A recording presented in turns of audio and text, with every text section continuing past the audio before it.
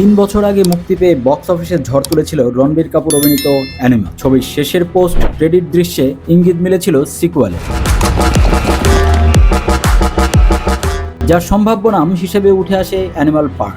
সেই জল্পনাই এবার কার্যত সত্যি বলে স্বীকার করলেন রণবীর নিজেই। সাম্প্রতিক এক সাক্ষাৎকারে অভিনেতা জানিয়েছেন, অ্যানিমালের সিকুয়েল নিয়ে পরিকল্পনা চলছে এবং প্রজেক্টটি বাস্তবায়নের দিকেও এগোচ্ছে। রণবীরের কথায়, পরিচালক সন্দীপ রেড্ডি ভাঙার সঙ্গে তার নিয়মিত আলোচনা চলছে অ্যানিমাল পার্ক নিয়ে। তবে এখনই শুটিং শুরু হচ্ছে না।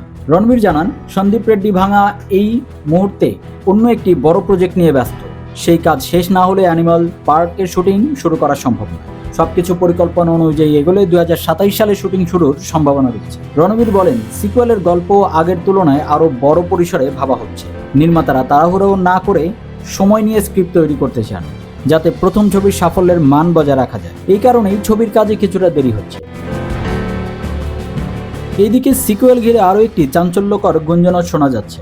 সূত্রের দাবি, অ্যানিমাল পার্কে রণবীর কাপুরকে দ্বৈত চরিত্রে দেখা যেতে পারে, নায়ক ও খলনায়ক দুই ভূমিকাতে। যদিও এই বিষয়ে নির্মাতাদের তরফ থেকে এখনও কোনো আনুষ্ঠানিক ঘোষণা হয়নি।